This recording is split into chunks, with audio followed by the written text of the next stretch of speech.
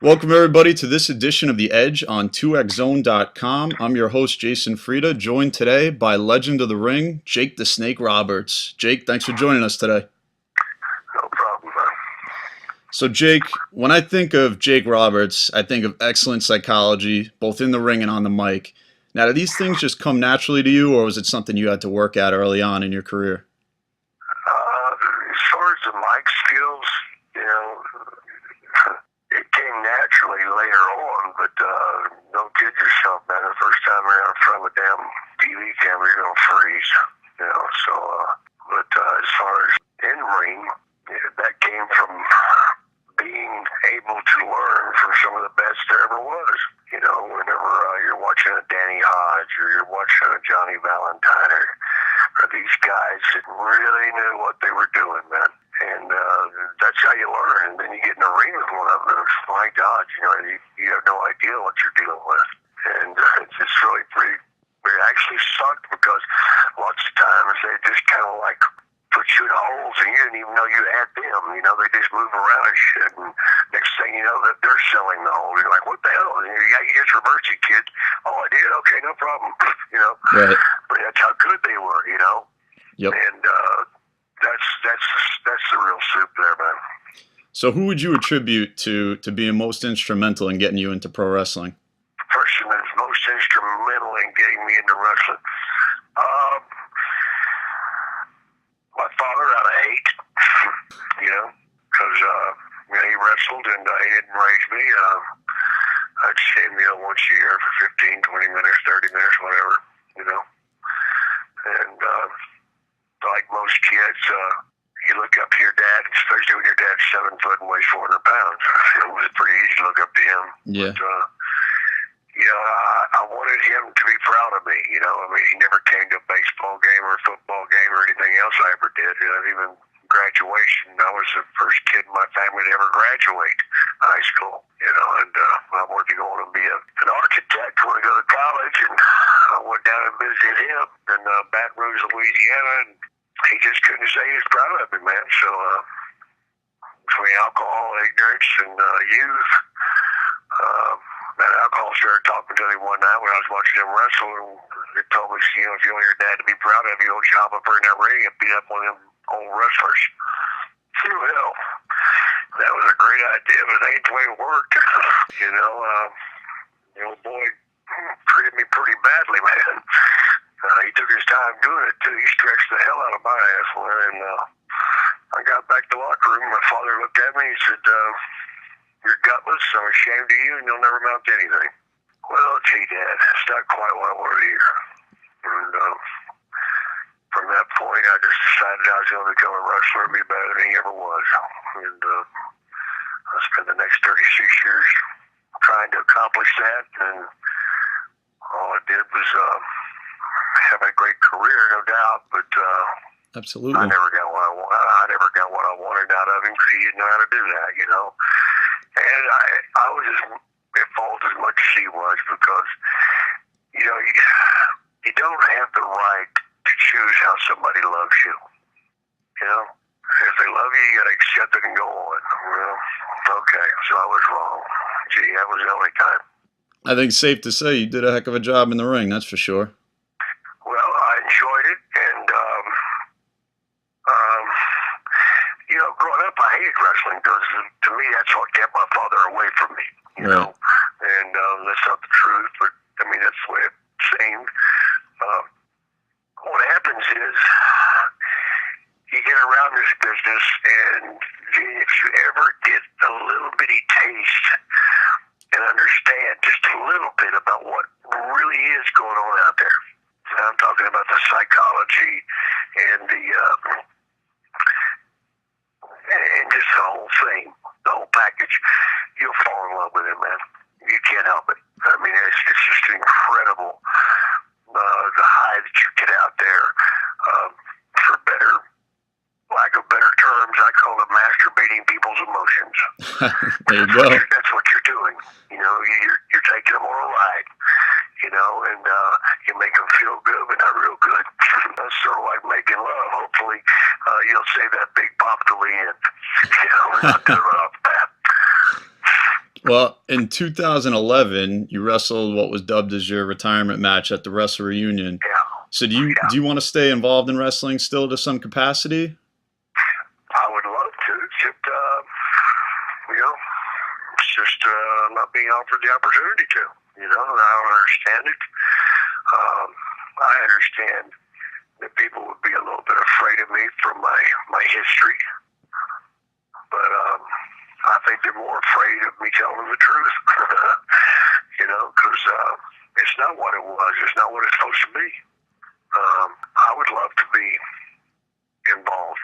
I would give anything to be back involved with it, but I can't twist their arms and I can't make them do what I want.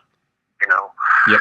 But you'd think sooner or later I'd get the opportunity. I mean, for crying out loud,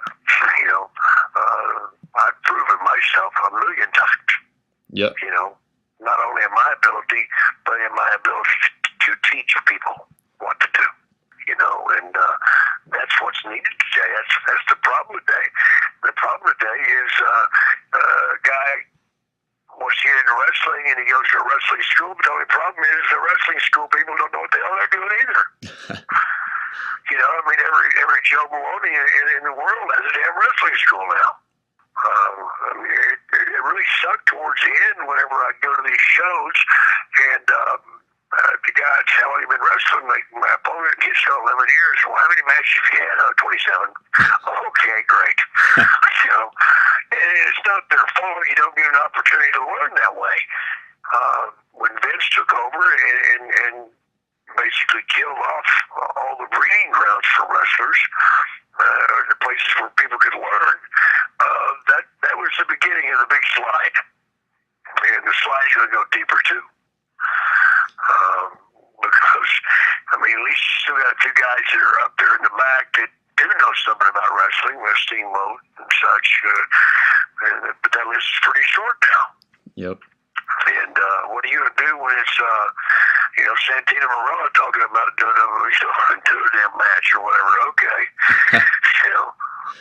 My thought was, I thought we were in wrestling, not comedy, and not, whatever, man. I understand it's entertainment, but for crying out loud, man. So it sounds like you do keep up with pro wrestling today, at least to some capacity. Not really, not unless I've done something bad. If I do something bad, I'm forced to. That's my punishment. I have to watch 2 hours or 3 hours or whatever. There you go. That starts the bedwetting bullshit again. So I still love wrestling. I always love wrestling because if you've ever been a wrestler, there's no way you can keep from it, man. You have no idea. Again, I can't say this enough. Joy and the excitement of being able to go out there and make people do exactly what you want them to do. You can walk into the ring and they can be loving you. And before that match is over, you can have them want to cut your friggin' throat. That's fun. Yep. Of course, I like going for that seats too, so what the hell? So let me ask you a question. Let's say to a guy like a Santino Marella, what would be one piece of advice that you would give to a wrestler of today? Go to a good school. Go to somebody who knows what the hell they're doing. More importantly, I'd probably say have something to fall back on because today careers are much shorter. And let's face it, it's not a business that's controlled by talent. It's controlled by those that picked you. Right. Bottom line. There's been a lot of damn great wrestlers that never got the opportunity to do anything special. There's a lot of people that were given the opportunity that should have never been given the damned opportunity. Example, Warrior. So let's talk about a guy that you were instrumental in helping along in the business, and that's Diamond Dallas Page. Talk about your relationship with Page. Well, the reason that really happened, we start to know why that happened. Okay, I'll tell you. I was in Atlanta and just split up with my second wife, and was staying at the Marriott Hotel, which is not a real good idea. Not as expensive, but the bar's too close. sergeant major too close. Anyway, he came and see me, and he said, Jake's, cause I've met him before. He managed and this and that, and he also had a nightclub down in Fort Myers called Norman Jean's. Yep. And I've been there a few times, and I like the guy. Got a long time with him, and he came to me and man, he goes, "What are you doing at this hotel?" I said, "Man, that's where I live now." And he's like, "Man, this is crazy." He says, "What would you charge me to teach me how to wrestle?" Right. I'm like, "Dallas, you're 38 years old, man. It's a little late." He goes, "Yeah, that's what Ric Flair said too." I said, "Wait a minute. Flair told you couldn't make it?" "Yeah, he said, same thing you're saying." "Well, I'll change my mind then. I will teach you." Because me and Flair don't get along. So that's the reason it started. And then once it started, he had me move in with him. And in between me losing the snake in his house and they had cats, it was a pretty bad deal. Snake got loose and got in the walls. It was pretty bad. In fact, I just had to escape for several days till she cooled off. But I stayed there till he had it going. And I'm very proud of that. He's not the only one. The Road Warriors, Steve Austin, Christ, Undertaker. There's a list that goes on and on and on. I mean, but my joy was helping teach people. I mean, my idea of having a good show is for every match to be great. Now, being a great match does not mean that you go out and tear the house down every damn match and jump off the damn ladder onto your head. That big wrestler do that, they damn idiot. But if the show is great, how can we make it better? Well, we can make it better by that match that was before that one there. Needed a little tweak in here, a little tweak in there. Well, then I would go help these guys and was proud to do it, was happy to do it. When I was in the WWF, what was my job? My job was getting guys ready for Hogan. Right. Whether it be a Rick Rude, whether it be Earthquake, whoever. I was the setup guy for Hogan. And that's just the way it was. And my job was to teach these guys. Teach them. When it comes to DiBiase never said a friggin' word to me in the ring. He let me guide the whole damn thing. Why? Because he's not a friggin' idiot. He might be a preacher, but he's not an idiot. Well, a guy that you just mentioned, Stone Cold Steve Austin, talk about that a little bit in your second go around the WWF when you basically put him over in his ascent to superstardom. Well, he was up there, and I seen him, and I'd always been happy with his mechanics and stuff when he was with WCW, but Stunning Steve wasn't going to get it done, okay?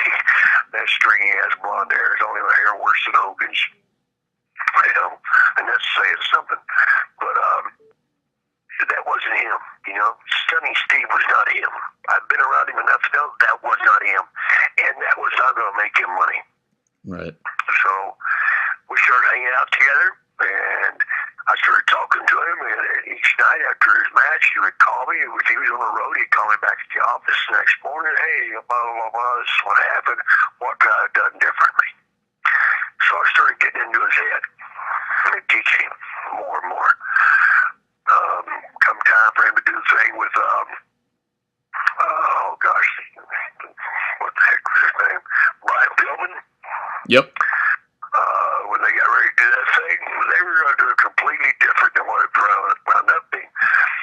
I mean, a real asshole is a guy that not only screws you up, but takes the damn car keys out of the ambulance and tosses them 100 miles away. That's an asshole. I'm sorry. Their idea was for him to shove him again. Oh, wait a minute. If you've already beat him up once, how much more can you beat him up? You know what I mean? The point is, keep him from getting help. Now, that's a real jerk, man. See, I just shot this guy, but now I'm going to keep him from getting help. He don't do a whole lot to go back and shoot him again.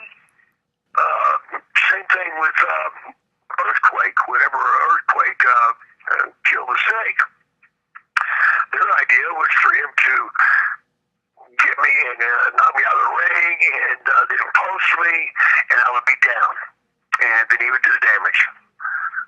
that ain't it, man. That ain't the heat. You know? Yep. They would have Jimmy Hart grab my legs or something, try to keep me from getting back in. Wait a minute, now I got a 120-pound girl holding my legs. That makes me look like a pussy.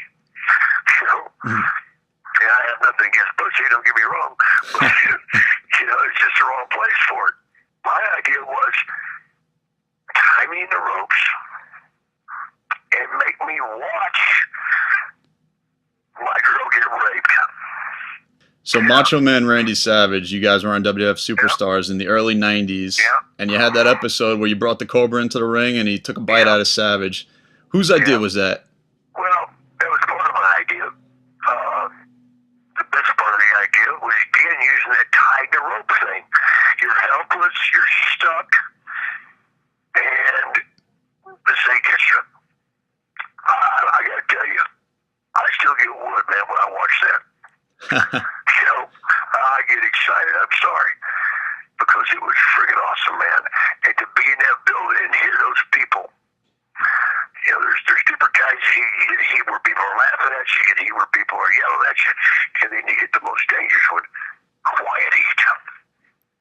Yep. When people get quiet, that means they're fixing to react in a very negative way if you're at the point of attraction there. Right. And to do that with Mach was great. I had several great matches with Randy. Really enjoyed it, and I'll miss him. I miss him. So real quick, just as you look back on your career, if there was one moment that you could possibly pick out to say was your greatest memory, what do you think it would be? I don't know, man. That's unfair to say. I mean, I've had too many great moments, man. Whether it be with Andre, or with Honky Tonk, or with DiBiase, or with Lynn Denton, the grappler, or with Muhammad Ali. You don't even know about that shit. Muhammad Ali punched me in the face 6 times, and I would not go down. Jeez. Yeah, and Bill Watts was mad as hell because I wouldn't go down. But Ali came back to the locker room, and they were telling us, "You're a very smart young man. I'm not here next week. You are." Because I was a heel at the time. Well, if I flip-flopped and everything else for him, see, I went back on the television and said, "Yeah, Ali, 6 times, Ali, no gloves, and you couldn't knock me off the feet. Thank God I wasn't a boxer, or you would have been nothing."